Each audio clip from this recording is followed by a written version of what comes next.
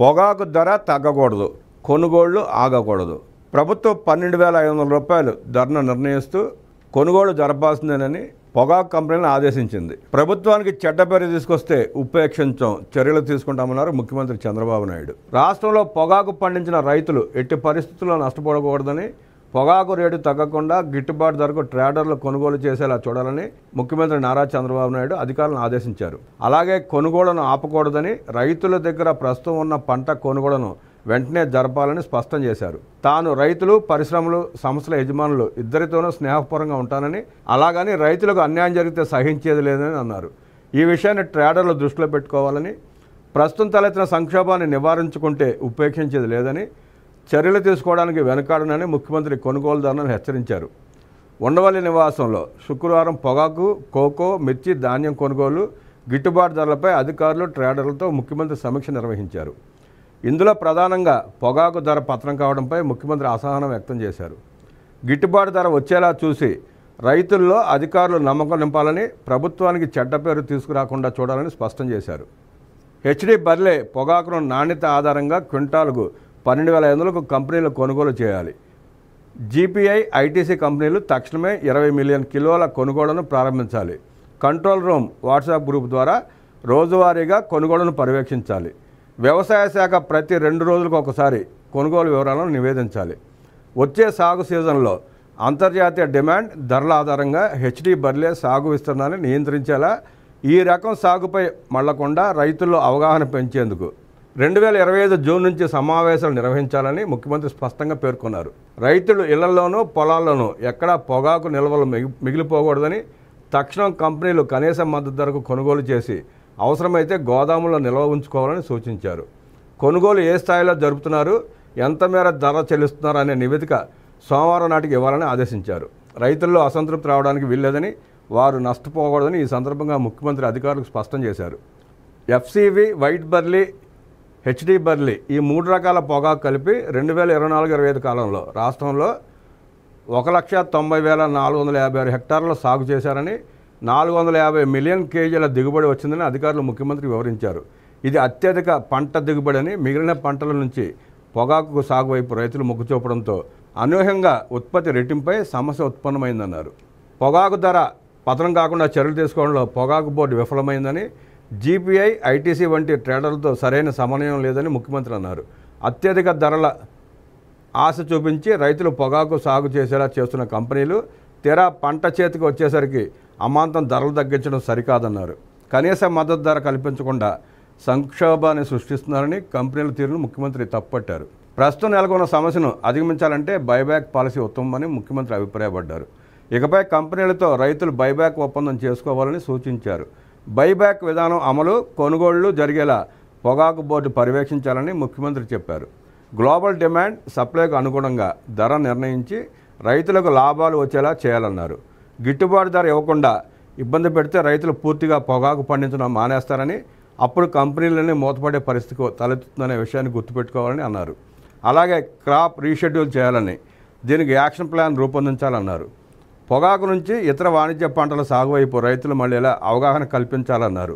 పంట మార్పిడి ద్వారానే రైతులు నష్టపోకుండా ఉంటారని ముఖ్యమంత్రి సూచించారు. పొగాకు బోర్డు కేవలం ఎఫ్సివి పొగాకు ఉత్పత్తి, ప్రాసెసింగ్, ఎగుమతులను నియంత్రిస్తుంది. వైట్ బర్లే 90% కంపెనీలు కొనుగోలు చేశాయి. మిగిలిన హెచ్డి బర్లే రకాన్ని రైతులు కంపెనీలతో ఏ విధమైన ఒప్పందం లేకుండా సాగు చేస్తున్నారు.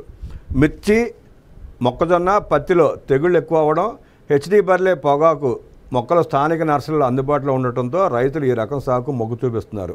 బాపట్ల, ప్రకాశం, నంద్యాల, గుంటూరు జిల్లాల్లో ప్రధానంగా ఈ రకాన్ని ఎక్కువ సాగు చేస్తున్నారు. దిగువ ఆకులు 15 మిలియన్ కిలోలు ఇప్పటికే కంపెనీలు, స్థానిక వ్యాపారులు కొనుగోలు చేశారు. మిగిలిన పంటను కొనేందుకు ఎగుమతి ఆటల కోసం ఎదురు చూస్తున్నామని, అలాగే గోదాముల కొరత, నిధుల సమస్య ఉందని, కూలీల సమస్య వల్ల గ్రేడింగ్, ప్రాసెసింగ్ ఆలస్యంగా సాగుతోందని కంపెనీలు చెబుతున్నాయి. కోకో పంట గిట్టుబాటు ధరపైన సమీక్షించిన ముఖ్యమంత్రి చంద్రబాబు కోకో గింజలను కిలోకు 500 ధరకు తగ్గకుండా కొనుగోలు చేయాలని మాండలీ సంస్థకు సూచించారు. కోకో గింజల కొనుగోలులో రైతులను ఏ కంపెనీ దోపిడీ చేయడాన్ని సహించేది లేదన్నారు. ఇతర కంపెనీలతోనూ సంప్రదింపులు జరిపి కిలో 500 ధరకు కొనుగోలు చేసేలా సమన్వయం చేయాలని సూచించారు. కోకో సాగు నుంచి పంట విలువ పెంపు వరకు ప్రణాళికను మాండలీస్ సంస్థ రూపొందించాలని చెప్పారు. ఆయిల్ ఫామ్ తరహాలో ఒక ప్రత్యేక విధానం రూపొందించాల్సిన అవసరం ఉందని సీఎం చంద్రబాబు అన్నారు. రైతులు, పరిశ్రమలకు అనుకూల వాతావరణాన్ని రాష్ట్ర ప్రభుత్వం కల్పిస్తోందని, ఆ విధంగానే కంపెనీలు ప్రభుత్వానికి సహకరించి రైతులకు న్యాయం చేయాలని ముఖ్యమంత్రి కోరారు. రాష్ట్రంలో కోకో రైతుల దగ్గర నుంచి చివరి గింజ వరకు కొనుగోలు జరపాలన్నారు. ఫార్వర్డ్, బ్యాక్వర్డ్ ఇంటిగ్రేషన్కు సంబంధించిన ప్రణాళికలు సిద్ధం చేయాలని అధికారులకు చెప్పారు. అంతర్జాతీయ ప్రమాణాలకు అనుగుణంగా కోకో గింజల నాణ్యతను మెరుగుపరచడానికి కొనుగోలు సంస్థలు రైతులకు అవగాహన కల్పించాల్సి ఉందన్నారు. ఇందుకు ప్రభుత్వం కూడా మద్దతు ఇస్తుందని సీఎం చంద్రబాబు చెప్పారు. రాష్ట్రంలో ఈ ఏడాది 12,000 మెట్రిక్ టన్నుల కోకో దిగుబడులు రాగా ఇప్పటికే అధిక మొత్తంలో కొనుగోళ్లు పూర్తయ్యాయని అధికారులు ముఖ్యమంత్రికి వివరించారు. గతేడాది అత్యధిక ధర చెల్లించి ఈ ఏడాది ఒకసారిగా ధర తగ్గించడంతో రైతుల్లో ఆందోళన మొదలైందని తెలిపారు. ఏపీలో కోకో పంట నాణ్యత తక్కువ ఉందని, అంతర్జాతీయ ప్రమాణాలకు తగ్గట్టు లేదని చెప్పి కొనుగోలు సంస్థలు ధరలు తగ్గించాయని అన్నారు. అయితే ప్రస్తుతం కోకో రైతుల దగ్గర మిగిలిపోయిన 2,000 మెట్రిక్ టన్నుల దిగుబడిని పూర్తిగా కొనుగోలు చేయాలని ముఖ్యమంత్రి అన్నారు. వ్యవసాయ మార్కెట్ కమిటీల ద్వారా మిరప పంటను విక్రయించిన రైతుల జాబితాను సిద్ధం చేయాలని వ్యవసాయ మార్కెటింగ్ శాఖ అధికారులను ముఖ్యమంత్రి ఆదేశించారు. తక్కువ ధరకు అమ్మడం ద్వారా రైతులు ఎంత మేర నష్టపోయారనే దానిపై అధ్యయనం చేయాలని చెప్పారు. ఈ జాబితాలో దళారులను పూర్తిగా తొలగించి నిజమైన రైతులను మాత్రమే చేర్చాలని స్పష్టం చేశారు. మిర్చి రైతుల్లో పురుగు మందుల వినియోగం తగ్గించేలా, ఎగుమతులకు తగ్గట్టు నాణ్యతా ప్రమాణాలు పాటించేలా అవగాహన కల్పించాలన్నారు. రాష్ట్రంలో ఇంకా రైతుల దగ్గర మిగిలి ఉన్న ధాన్యాన్ని కొనుగోలు చేయాలని, అలాగే సన్న రకాలు పండించేలా రైతులను ప్రోత్సహించాలని ముఖ్యమంత్రి అధికారులను ఆదేశించారు. మరోవైపు ఇప్పటి వరకు ఈ రబీలో 1,41,144 మంది రైతుల నుంచి 12.62 లక్షల మెట్రిక్ టన్నుల ధాన్యం సేకరించామని, వీరికి 3,258 కోట్లు జమ చేసినట్లు అధికారులు ముఖ్యమంత్రికి వివరించారు. గత ప్రభుత్వ హయాంలో 2023-24 రబీ కాలానికి కేవలం 10.97 లక్షల మెట్రిక్ టన్నుల ధాన్యాన్ని 49,866 మంది రైతుల నుంచి కొనుగోలు చేసి 1,103 కోట్లు చెల్లించడం జరిగిందన్నారు. అలాగే ఈ ఖరీఫ్లో 5,65,369 మంది రైతుల నుంచి 35.95 లక్షల మెట్రిక్ టన్నుల ధాన్యం సేకరించామని, వీరికి 8,278 కోట్లు జమ చేసినట్లు అధికారులు ముఖ్యమంత్రికి వివరించారు.